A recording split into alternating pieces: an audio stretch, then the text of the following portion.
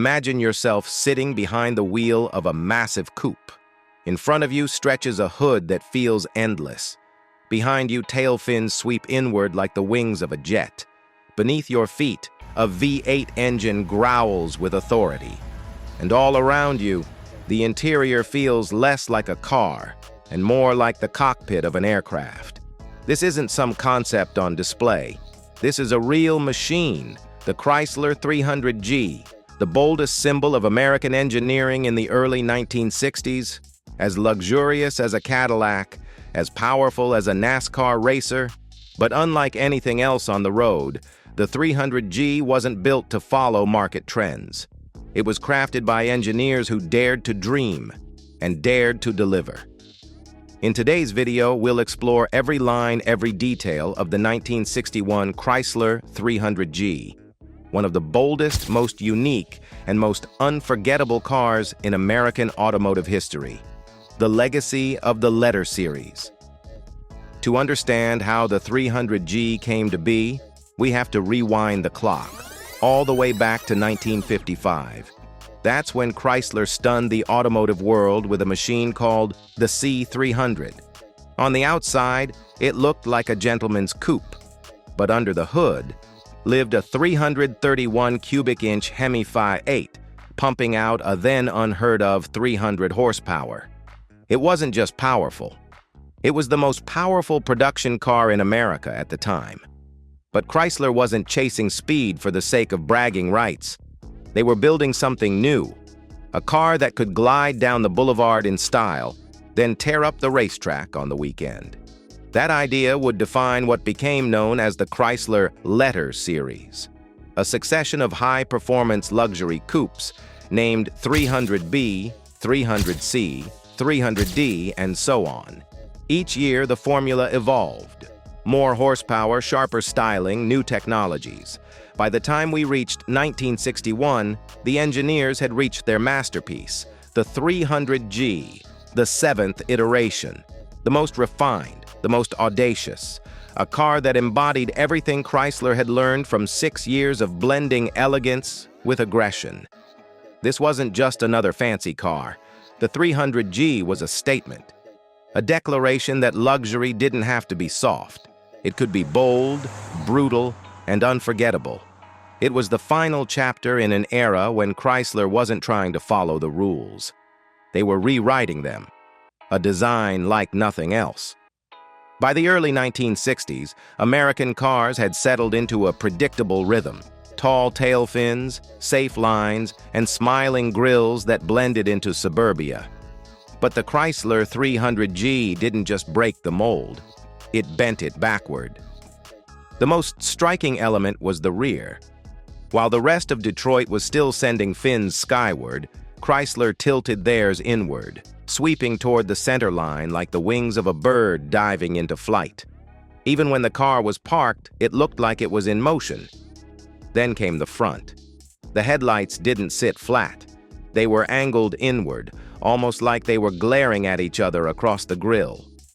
That grille, by the way, a reverse trapezoid, set low and wide, giving the car a stance that felt more aggressive than elegant, more jet fighter than family sedan. From nose to tail, the 300G was long, low, and lean. Chrome accents danced along the sharp body lines. A steeply raked windshield wrapped around the cabin like a fighter canopy.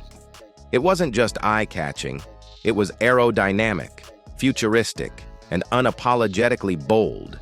This wasn't beauty for Hollywood. This was beauty for gearheads, for people who saw grace in muscle, style in stance, and character in contradiction. Because the 300 gigabytes didn't care if it fit in. It wasn't designed to be popular. It was designed to be remembered. A cockpit on wheels. Step inside the Chrysler 300G, and it doesn't feel like you're getting into a car.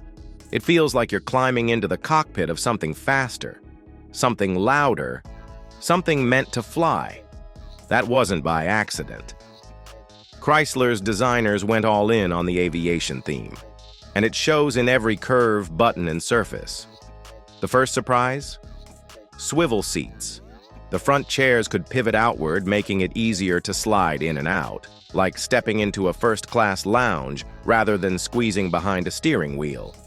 The dashboard wrapped around the driver, with a large, circular instrument cluster placed dead center. Simple, focused, and symmetrical. Switches were laid out like a control panel, blending chrome with high-quality plastics in a way that felt futuristic for 1961. The materials? Top tier. Real hand-stitched leather, polished metal trim, chrome door handles that felt solid in the hand. But what really made the 300G stand apart were the features, most of which wouldn't become common for another 10 or 20 years. Power windows, power-adjustable seats, a tilt steering column, an optional automatic climate control system, almost unheard of in American cars at the time. A 7-button AM radio with crisp, rich sound. And believe it or not, a foot-operated radio switch that let you change stations without taking your hands off the wheel. Even the speedometer changed color as you drove faster, a little touch most drivers never forgot. The result? A cabin that didn't just pamper you, it transported you. A cross-rammed beast with a mission. The Chrysler 300G wasn't the kind of car that needed to shout its numbers. It didn't rely on spec sheets to impress you. It waited until your foot hit the throttle. Underneath that long sculpted hood lived a mechanical masterpiece, a 413 cubic inch V8, paired with one of the most radical intake systems ever put in a production car, the cross-ram setup. Instead of placing the carburetors close together, Chrysler's engineers mounted two 4-barrel carbs wide apart, one on each side of the engine. Long, crisscrossing intake runners snaked across the top, delivering a more balanced air charge and stronger performance at low RPMs. The result? Not just 375 horsepower, or 400 with the optional setup, but something more important, massive torque, right from idle. And when you combine that with the silky smooth 3-speed torque-flight automatic transmission, you got a powertrain that didn't just move, it surged. This was a 4,200-pound coupe, stretching over 18 feet in length. And yet it could launch from 0 to 60 miles per hour in under 8 seconds. An astonishing figure for 1961. But numbers don't tell the whole story, because what really set the 300G apart was how it felt. The sound of that V8 rumbling through the intake tunnels. The instant response when you rolled on the gas. The sense that this car wasn't just moving, it was making a statement. One press of the pedal, and the whole road listened. Too bold for the masses. For all its brilliance, the Chrysler 300G came into the world at the wrong time, or maybe just in the wrong market. With a starting price of over $5,700, it wasn't just expensive, it was more expensive than a Cadillac, and that alone made it a rare bird on American roads. But Chrysler didn't try to sell it to everyone. There were no flashy ad campaigns, no sweeping TV spots. The 300G was quietly positioned as a car for those who got it, for the engineers, the designers, the owners who wanted something different from what everyone else was driving. The problem? America was changing. Young drivers weren't looking for luxury coupes anymore. They were buying Pontiac GTOs, Chevy Impalas, cars that were cheaper, lighter, faster to modify, and just plain fun. Meanwhile, the wealthy crowd leaned toward Cadillacs and Lincolns, traditional symbols of prestige, safety, and social status. To them, the 300G was too loud, too aggressive, too strange. And so Chrysler's masterpiece found itself stuck between two worlds, too wild to go mainstream, too unconventional to wear a tuxedo. By 1962, Chrysler started pulling back. The letter series continued, but the uniqueness faded.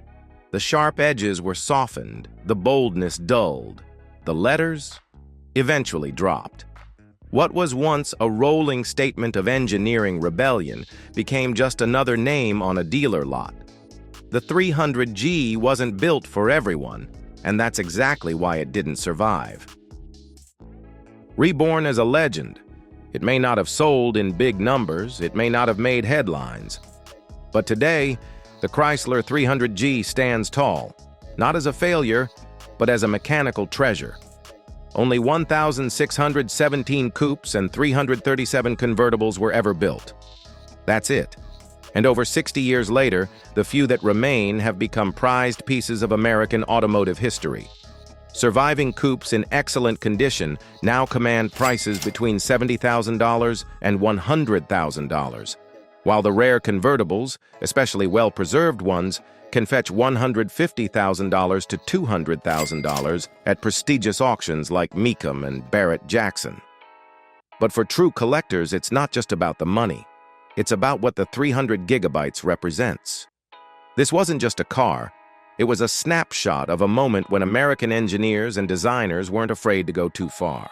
A time when bold ideas still made it to the production line. A time when a luxury coupe could growl like a race car, and design didn't apologize for having personality. Clubs like the Chrysler 300 Club International still keep the legacy alive, offering technical documents, sourcing rare parts, and helping owners preserve that original 300 spirit. And that's the beauty of it. The 300 grams doesn't need to be famous. It doesn't have to be universally loved. It just needs to be understood by the few who recognize exactly what it was: a rebel, a masterpiece, and a legend that refused to die quietly. These days, most cars look the same: round, efficient, and easy to ignore. But the Chrysler 300G still stands like a reminder. There was a time when cars weren't just designed to sell. They were designed to express identity. It wasn't the most popular coupe. It wasn't the most successful model. But for those who've seen one in person, heard that V8 growl through the cross-ram intake, or felt the solid click of a metal control knob, they know this car is heritage. It's the distilled spirit of an era when American engineering wasn't afraid to go too far. What about you? Have you ever seen a 300 gram up close? Driven one? Or maybe just heard stories? What part of this car strikes you most? The design, the interior, or that wild engine? Drop your thoughts in the comments below, because your stories are what bring legends like this back to life. If you think this machine deserves to be remembered, don't forget to hit like, and be sure to subscribe so you don't miss what's coming next, as we dive into more forgotten machines that may have slipped from memory, but never lost their soul. See you in the next video.